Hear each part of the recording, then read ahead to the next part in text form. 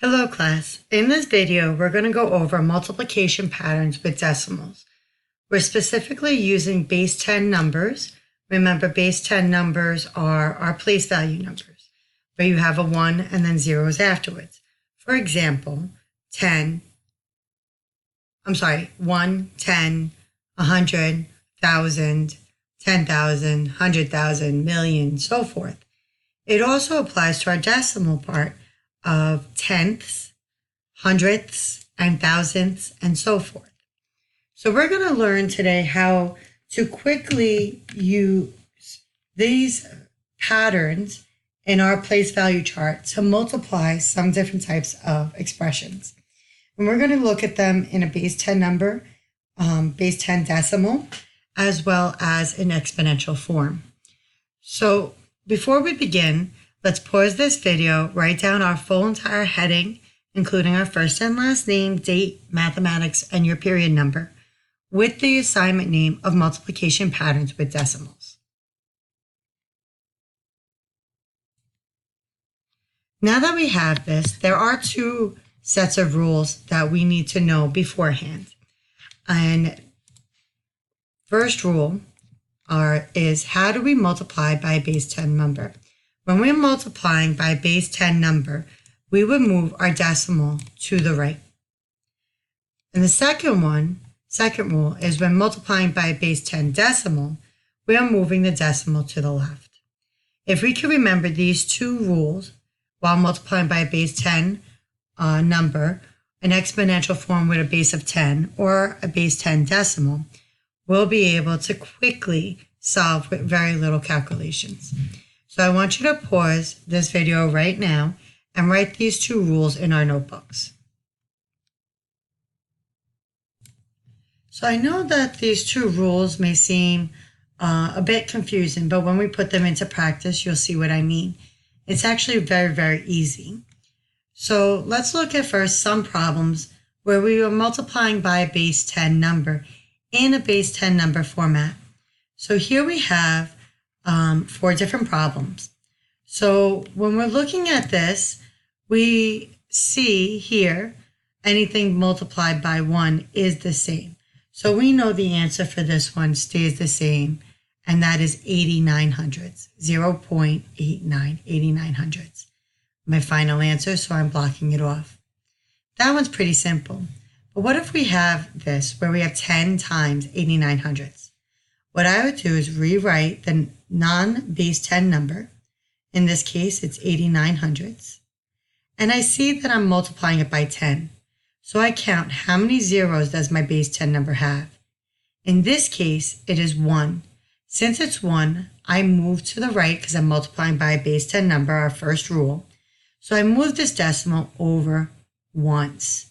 So that my new solution then would be 8.9 or 8 and 9 tenths. So all I did was I moved it because this is a base 10 number. If it's any other number but a base 10 number, this will not work. So over here, I have 100 times 89 hundredths. Same process. I'm going to rewrite my non-base 10 number. Here it's 89 hundredths. It's whatever you're multiplying. And I count how many zeros are in my base 10 number. Here I have 2. So I am going to turn around and move the decimal to the right twice. 1, 2. So my answer, my solution here is going to be 89. And I box that off because that is my final solution. And then the last one on the screen, I have it by 1,000. Same process, write the base 10 number. And then I count how many zeros. And in my base 10 number, I have 3 zeros. So I'm moving my decimal over 3 times. So I go 1, 2. Because I have to go over 1 more to move my decimal here. That is fine. There is no major problem with that. All I have to remember is that when I do this in this empty space, I have to add a number 0. So when I do that, I know my solution is 890. Now notice in all 4 of these, I didn't do any math calculations. All I did was move the decimal over to the right because I'm multiplying by a base 10 number. So the process is you write the non-base 10 number like I did here, here, and here, and then count how many zeros my base 10 number had to move that decimal over that many times. And that would be my solution. Just remember, like if we came up with this one, where we had that extra spot that we didn't have a digit in, we were adding a zero. The reason for that is here in this number, all the digits that come after this 9 are 0 because there's nothing in there. That's how we get this 0. I want you to take a moment, pause this video, and copy what's on the screen in your notebooks. Now that we have this done, and I gave you the examples of by multiplying by base 10 number, we move it to the right. Let's look at with exponents. Now, with exponents, numbers in exponential form, it is a whole number and a base 10 number, just like it was here, okay? So the rule still applies that when we multiply it, we multiply the decimal to the right. Now remember, when we said the exponent, when it's in exponential form, is a 0, we know that the whole solution, no matter what the base is 1. So I know I have 1 times 1 and 37 hundredths, which anything times 1 stays the same. So I know that my solution is 1 and 37 hundredths. So I'm going to box off my answer here because I know that that's my final. Now if I look here, right, I have a base 10 number. 10 to the first power is 10. So I take the base 10 number, the non-base 10 number, and I rewrite that. And I look at what my exponent is. My exponent here is 1, so I know that I'm only moving my decimal 1 time, okay? So you could use that trick, or you could just multiply the exponential form out. So my answer here will be 13 and 7/10. That's my final answer, so I'm boxing it off because I'm calling it out. This is my answer. Now here, I have 10 to the second power times 1 and 37 hundredths. So again, I'm rewriting my non-base 10 number, and I could either figure out that 10 to the second power equals 100, and I know there's 2 zeros, or I could just use the exponential form, and in my exponent's 2, so I know I'm moving my decimal twice to the right, once, twice, so this is going to equal 137. And then I'm just going to box that off. And then finally, we have 10 to the third power times 1 and 37 hundredths. So I'm going to write out my non-base 10 number, which is 1 and 37 hundredths. And I could figure out what the exponential form is. 10 to the third power I know is 1,000. 1,000 has 3 zeros. Or I could just use the the exponent number in the exponential form, which is 3. So I'm going to move it over 3 times. So I have 1, 2, 3.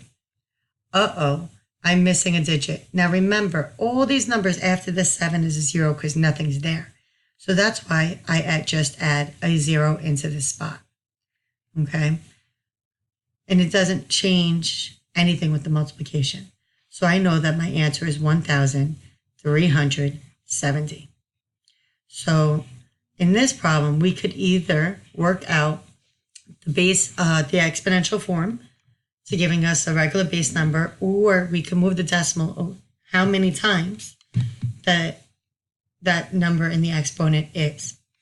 I want you to take a moment, pause this video, and write down everything this slide is in your notebooks. So these are the first 8 examples that we did, was multiplying by a base 10 number according to our rule number 1. So we moved the decimal to the right.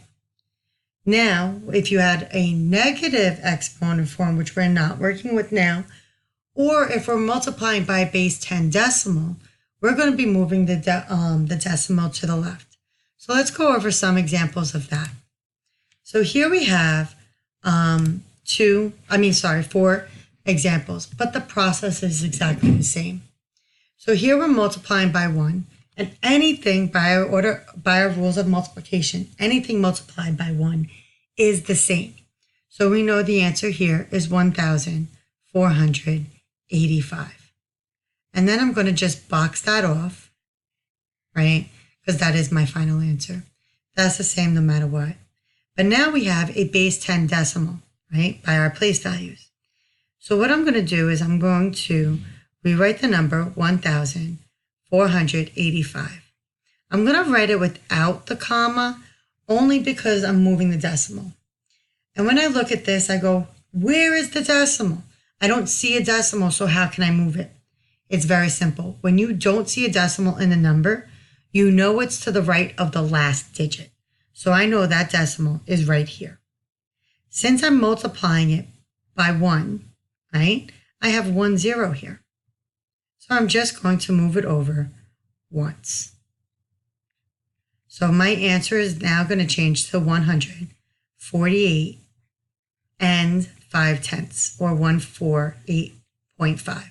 So 148 and 5/10. And I'm going to box that off, right? Because that is my final answer. And I want to make sure that I have that completely down. Now I look at this number. I don't have 1/10, I have 100th. Remember, hundredth, that's like 100. It's our opposite, right? So again, I'm going to write the number 1,485. Because I'm moving the decimal, again, I am not writing my comma. And I don't want to get confused and think my comma is my decimal. Since I don't see a decimal here, I know it's to the right of the last digit on the right. And then I look, how many zeros do I have? 1, 2. Hundredths is like 100, and that has 2 zeros. So I'm going to move it over twice. So I go 1, 2. So my solution here is going to be 14 and 85 hundredths, or 14.85, okay? So it's 14 and 85 hundredths. So I'm going to box that off. That is my answer here. Then I look here, and same process. I write my non-base number without my commas. I don't want to get myself confused between my commas and my decimals. I don't see a decimal, so it's after the last digit to the right. And then I look, how many zeros do I have? I have 3. So I'm moving this over 3 times. It goes 1, 2, 3. And that's where my decimal is. So that my solution is now 1 and 485 thousandths, or 1.485. 1 and 485 thousandths. And I'm boxing that off because that is my final answer.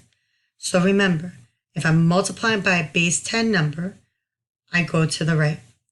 My decimal goes to the right. If I'm multiplying by base 10 decimal, my decimal goes to the left. This is very, very important that we remember these rules because division is different. So this is only for multiplication.